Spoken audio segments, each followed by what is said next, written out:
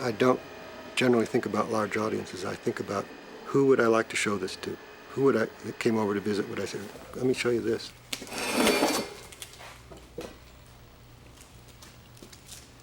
If it meets that, then I figure a lot of people can look at it.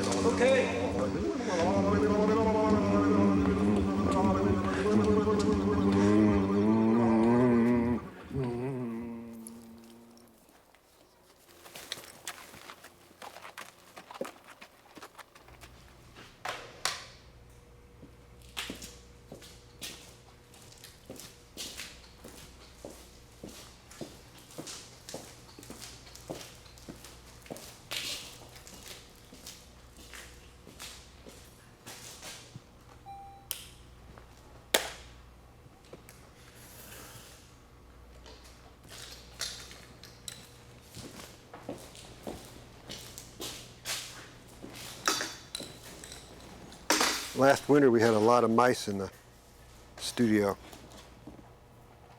and I got rid of most of them.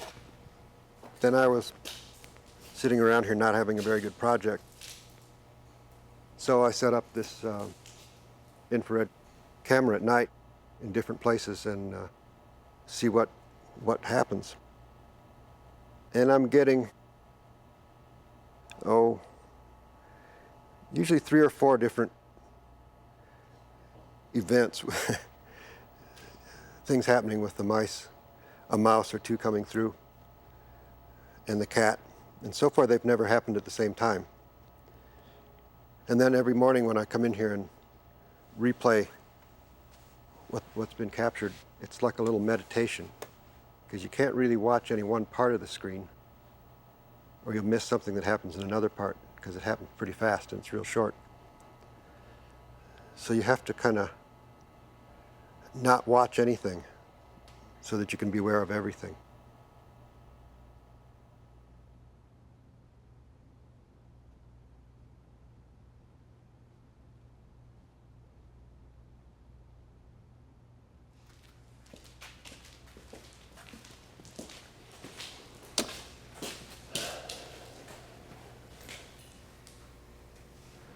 This is a project I said I'd get involved in probably almost 1.5 years or 2 years ago for the Wisconsin Sesquicentennial. And it's a portfolio of prints by artists either from Wisconsin or who've had some lived in Wisconsin or something to do with Wisconsin. And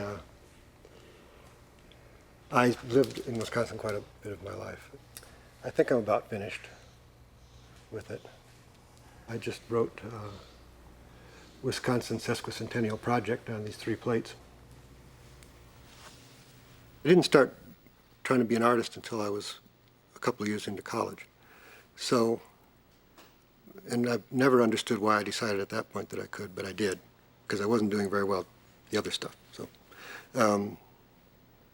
or I recognized that I didn't have the passion about it, mathematics and physics, that friends of mine had that were doing the same stuff.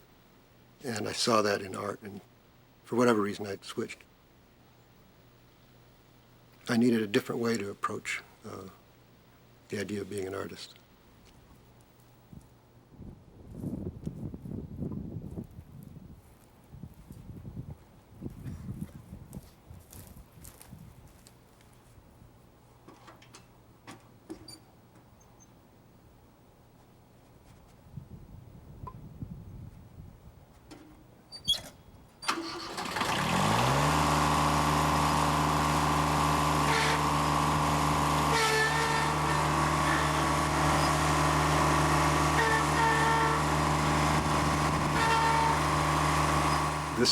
This runs an hour, and that's how long it took to do what I was doing.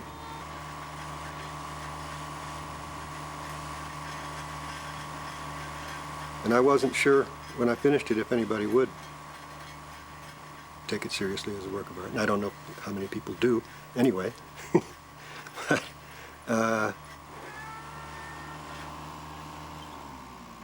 it turned out to be kind of interesting to watch, and watch more than once. In the studio, I don't do a lot of work that requires repetitive activity. I spend a lot of time looking and thinking, and then try and find the most efficient way to get what I want, whether it's drawing or sculpture or casting plaster or whatever. But part of the enjoyment I take in it is finding the most efficient way to do it.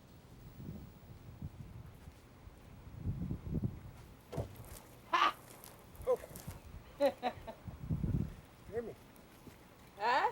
Hear me. Sorry. Good job. And I don't have any specific step to take because I don't start the same way every time. There is a knowing when it's enough, and you can leave it alone.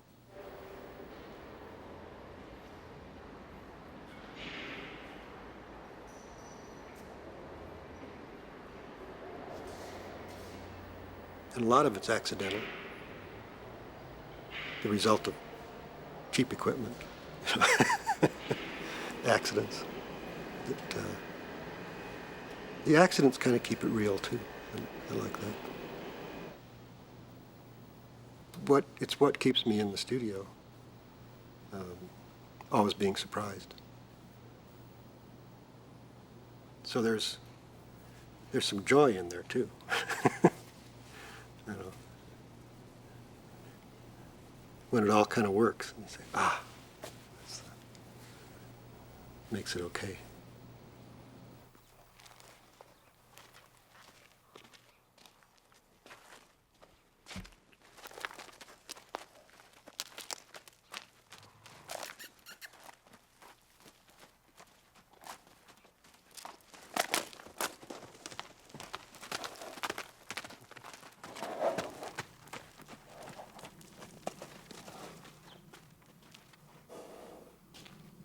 When I got involved with the horses, and it was, I was in my 40s or something before that happened, and so I had to learn a lot from people that had been doing it all their lives, and so sometimes it was hard to communicate. It's been interesting for me to work with these cowboys and ranchers and be around them, and they're hard jobs that they do, physically hard jobs. Good guys take a lot of pride in their work, and they like to do it efficiently and cleanly. And it's not different than the way I like to work in the studio. Even though the studio looks like a big mess, I like my mind to at least try and be efficient. I really would have a hard time being here without that part of my life, just being out here and having a kind of a real good reason to be here. It's hard to not let it take up too much time, because it sure could. But the other part of me that's an artist is not going to be satisfied with the ranching either. Some things flow from one to the other, and some can't or don't.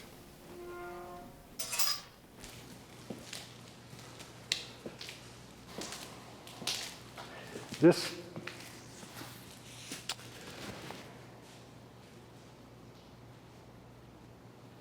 in the last few years, I've been working on several projects, or a couple projects, well, several that involve the idea of stairs or bleachers and stadiums.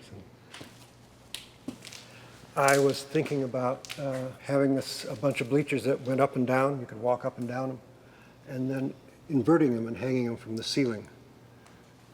It's sort of like subverting the function. I always thought that the idea that you can make something that appears to be functional, but when you try and use it, you can't quite figure out what its function might be. And that's, in the end, what its function is for you to figure out what to do with it, I guess. And in fact, they seem to be using it that way. Eating lunch and just sitting out in the sun.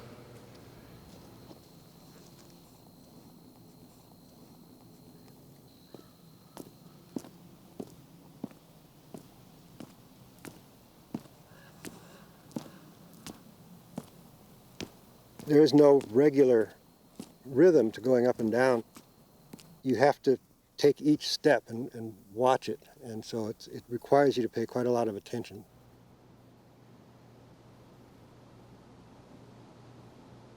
I'm not even sure if you need to walk on it, but of course everybody does. It's the intention that changes it from a stairway to a stairway as a work of art. Because I said so.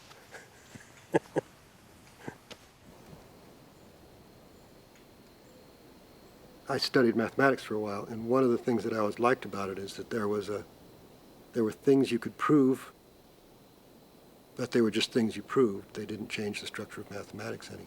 There were things that people have done and proved that changed the structure of mathematics, but it had to be really clear and sometimes was very elegant. Having to say it out loud, having to explain what you're doing, forces you to be clear. You can't kind of just fumble through and get something and say, well, that's what I meant to do all along.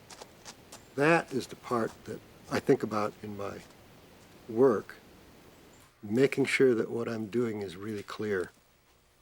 And then it's available.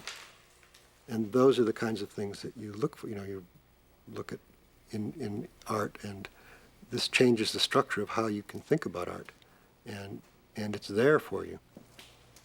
And those are wonderful things when you're in their presence. So that's what we are, looking for. Thank you, thank you, thank you, thank you, thank you, thank you, thank you, thank you, thank you, thank you, thank you, thank you, thank you, thank you, thank you, thank you, thank you, thank you.